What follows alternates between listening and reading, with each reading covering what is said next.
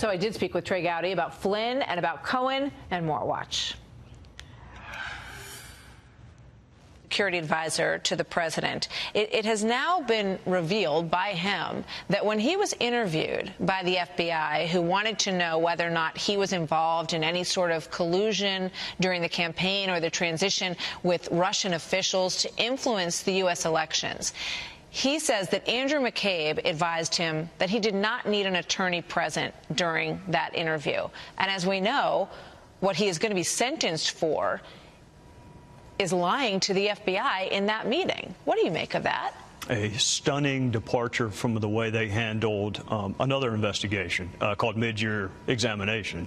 With Secretary Clinton, they had multiple lawyers who were also fact witnesses in the room. There are allegations that they supplied the questions to witnesses ahead of time.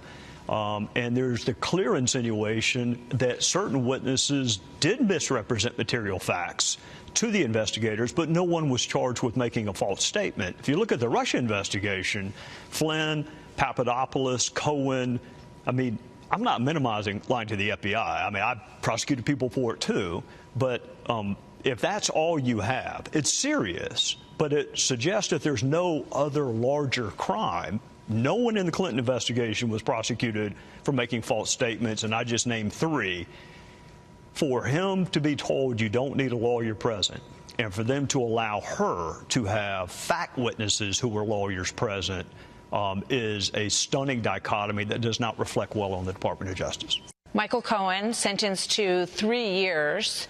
What do you make of that? It's about right. It's the low end of the guidelines. He provided information, but the Southern District did not view him as a cooperator. But again, Martha, it's the same fact pattern.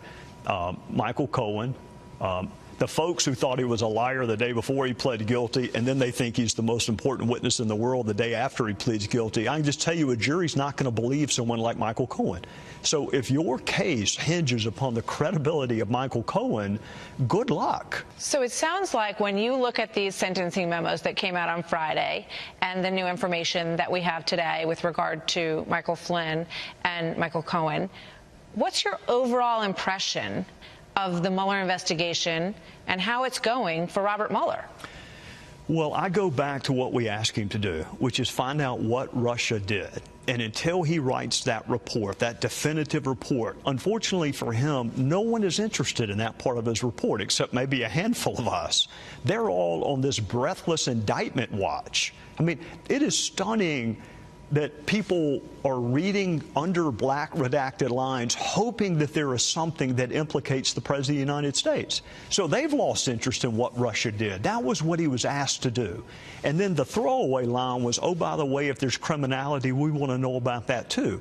I'm really interested in what Russia did in 2016. I'm also interested in the criminality, but what I've seen so far are false statements, bank fraud, and Comey admitted last Friday, collusion's not a crime, no matter how badly CNN and the Democrats want it to be. Collusion's not a crime. You heard from James Comey last week, and then he will be back on December 17th. When he came out, he was very upset that that was not an open forum. And when he came out and talked to reporters, he said that. He said there's no reason why this shouldn't have been an open forum. He also said that the suggestion that there was FISA abuse in the initial stages of the investigation into the Trump campaign and any connection to Russia was ridiculous, absurd, I think is the word that he used. You know, Martha, I was disappointed in what he didn't remember, but I was much more disappointed in what he never knew. The head of the FBI has the campaign of a presidential candidate under investigation. He never read the initiation document, didn't know that Peter Strzok had signed it. Still to this day doesn't know that it makes reference to the Trump campaign. He just thinks it's 4 individuals, doesn't know who Christopher Steele is, doesn't know much about Bruce Orr, knows nothing about efforts to either corroborate or contradict the dossier. Doesn't agree that there's a duty to produce exculpatory information. You know, I asked him, when did you learn that the DNC was funding the Oppo research into Trump? Oh, I don't know. As if it doesn't matter. Well, if you know and you're not telling a judge, mean, don't you think it's relevant? Hey, my political enemies are responsible for everything I'm giving you, or a third of what I'm giving you. A judge wants to know that. So Comey is one of the best I've ever seen at always being right in his mind. And it doesn't matter if he's a universe of one. When you write a book about ethics and morality, that in and of itself is a fairly high opinion of yourself thing to do. Comey just thinks he's always right, and it doesn't matter if Horowitz thinks he's wrong, and it doesn't matter if everyone else concludes he did wrong. He knows better, so that's what it's like to interview an amnesiac with incredible hubris. Do you believe that he functioned as a political FBI director?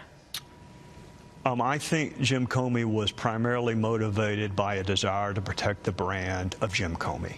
I defended him a lot in 2016, even when it was lonely to do so.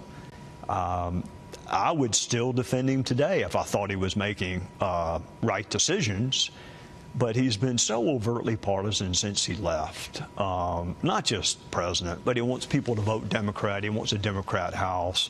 He's just become a political flunky, and it's the same guy in this very room that you or I in right now said the FBI doesn't give a hoot about politics. And yet Peter Strzok and Lisa Page and Baker and McCabe, that's who was running these two major investigations. And he wants us to believe they don't care about politics. Go read the text for yourself. Go read Comey's Twitter feed and see whether or not he cares about politics. What do you think about President Trump? You met him for the first time. Yes, ma'am. This week. Yesterday. Yes, ma'am. Number one, appreciate him letting me come. I wanted to advocate for John Ratcliffe for AG, and he'd already made the AG pick, but he was kind enough to let me come anyway. Wide-ranging conversation from life and Kavanaugh. The opinion just came out yesterday. Not the opinion, but the denial of cert. Golf. What did he say about that?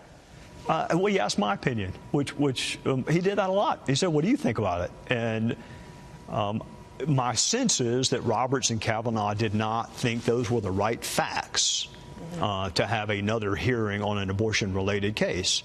And then we morphed into my time as a prosecutor. I actually had a victim become pregnant as a result of a rape. So we talked about exceptions and whether or not I believe in them. We talked about Chief of Staff. We talked about AG.